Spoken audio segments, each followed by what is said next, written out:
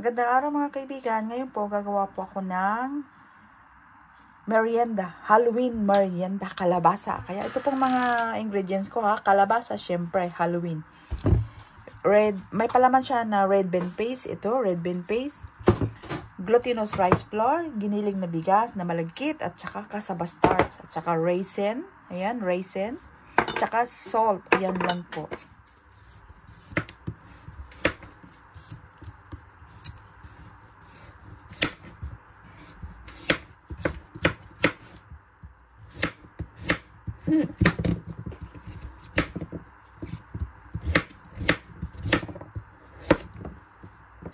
Iluto ko po ito ha, ilaga natin, palambutin natin.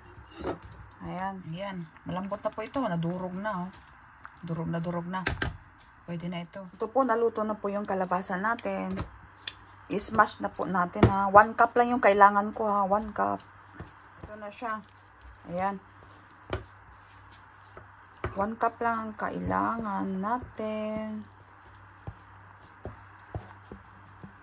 Uy, tamang-tama. Ilagay ko na lahat. Ayan. Ayan, ilagay po natin siya sa bowl ha. Kasi habang mainit-init pa, ilagay na po natin yung ito po natin. Ilagay na po natin itong glutinous rice flour. 1 cup glutinous rice flour. 1/2 cup tapioca starch. Saka salt natin. Salt, ayan. Mix natin lahat. Ayan, mainit-init pa po talaga. Kasi kailangan i-mix natin habang mainit-init pa po. Ayan siya. Maganda po ito. Masarap. Ayan. Magdagdag po ako ng glutinous rice flour. Kasi basa. Ayan, basa siya. So, bali, kailangan ko ng 1 and 1/2 cup glutinous rice flour. Ayan siya. Ito na po siya, oh. Ayan.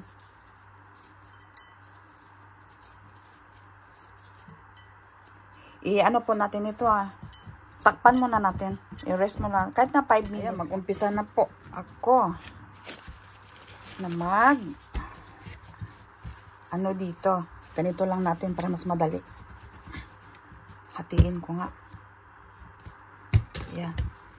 Ganito lang po natin. Awer. Ganyan.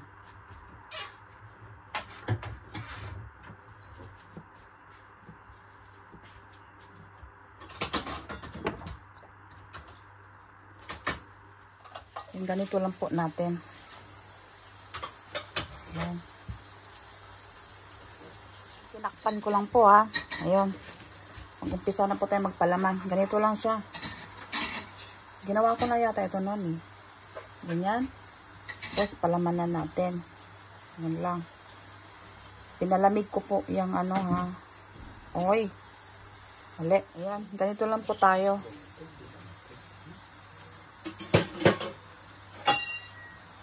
Ayan. Ganito lang siya. Tapos iganon lang natin. Parang gumawa tayo lang ng palitaw. Tapos ipalaman yan. Takpan natin. Ayan lang siya. Ang sarap po nito para sa Halloween. Ayan. Special Halloween natin. Ayan. Ganito na siya, no? Kuha po tayo ng toothpick. Ayan na. Ito. Tapos i-ano lang natin siya sa gitna. Ganyan. Tapos ganyan. I-cross natin. Tapos isa pa. Ngayon, i-ano natin siya. Ganyan. Para mag-form siya lang ng kalabasa. O, diba? Napaka-special na ano nitong handa. Lalo na sa mga chikiting ninyo. Sa mga apo. Ayan. Tapos ngayon, butasan ko sa gitna.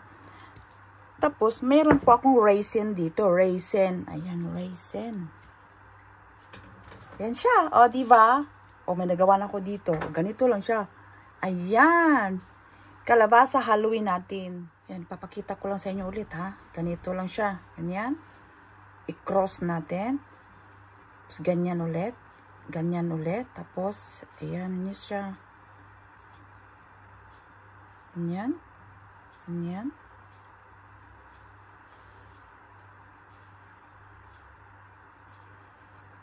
Tapos, i-ano natin ng ganyan ulit. Ganyan siya. O, di ba? Tusukin natin siya. Tapos, ipasok natin itong raisin. Yan, kalabasa. Po natin ha. Ayan siya. I-steam po natin dito. Sa low heat lang po tayo ha. Ayan siya. Ayan. Ariko.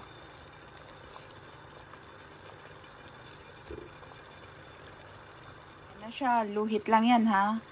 10 minutes lang po ito. Steam natin 10 minutes. Low heat. Ayan, low heat lang tayo. Andyan, may takip na siya.